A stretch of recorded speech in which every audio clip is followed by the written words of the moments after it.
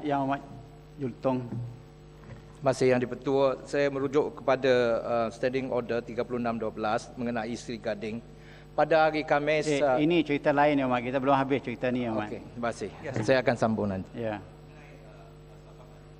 Sebab diberi bahawa perkara dalam siasatan, semua perkara masih dalam siasatan, tapi ini tidak boleh menjadi hujah alasan kenapa Dewan ini tidak boleh mengadakan satu perbahasan yang urgent definite dalam perkara ini, oleh kerana inilah demi kepentingan orang ramai, kepercayaan orang ramai terhadap institusi polis, institusi parlimen langsung. Kalau tidak, isu semacam ini tidak boleh dibahaskan. Parlimen dianggap sebagai irrelevant.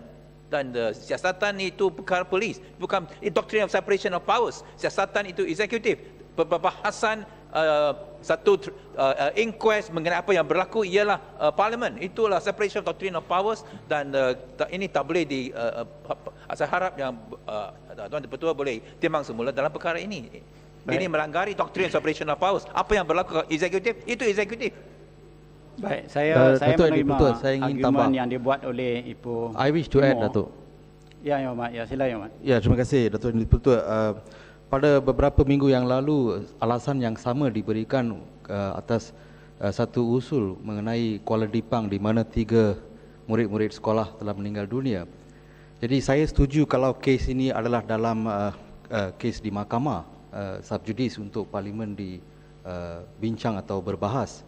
Tapi kalau kita katakan siasatan polis, saya rasa ia tidaklah satu alasan yang setimpal atau wajar.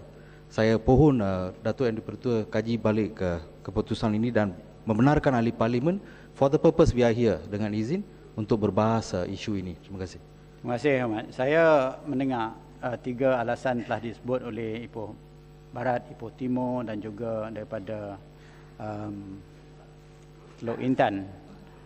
Jadi saya menerima argumen yang diberi oleh Yang Amat soalan separation of powers dan sebagainya. Saya juga melihat, Yang Amat, amalan kita selama saya baca Hansard daripada tahun 1997, Yang Amat, amalan Parlimen Malaysia, bagaimana dulu dalam tahun 57 menggunakan peraturan 26 dan dipindah selepas 59 menjadi peraturan 18. Amalan dia ialah satu yang amat penting sekali kita terlihat, selain daripada apa yang 3 perkara yang saya sebut tadi, yang ahli parlimen tidak berhak langsung ataupun tidak berpeluang langsung membahas perkara yang sama dalam persidangan yang tersebut. Jadi dalam pandangan saya, berlandaskan apa keputusan yang telah dibuat selama ini, selama 2-30 tahun ni, saya dapati bahawa peluang dan ruang untuk membahas isu yang sama dalam persidangan ini masih banyak luas terbuka. Jadi dalam keadaan sedemikian, bukan saja kita berlandas dengan mengatakan bahawa polis membuat penyiasatan, tapi bahawa ruang dalam parlimen ini untuk membahas isu yang sama masih ada.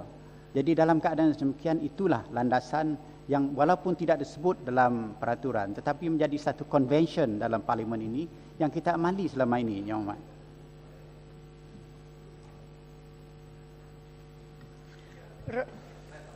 Mendikaikan keputusan, tapi saya harap bahawa untuk masa depan dalam isu peraturan 18.1 bahawa kita Tuan Pengerusi atau Tuan Ketua boleh ambil kira bahawa contoh-contoh lepas ialah masa parlimen, ialah masa di mana doctrine of separation of powers adalah diketepikan. Kita sekarang mahu menegakkan doctrine of separation of powers, bahawa kita bukan bertunduk kepada eksekutif. Apa eksekutif?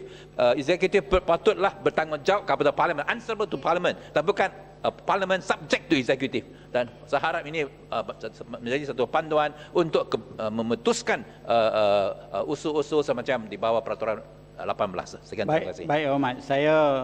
Saya belum lagi boleh membuat apa-apa laporan, Ahmad, tapi insyaAllah ke arah itu ingin saya tegaskan sini, kita juga melihat perkara yang sama, Ahmad. Pendirian kita juga pendirian yang sama dengan pendirian Ahmad. Terima kasih, Ahmad.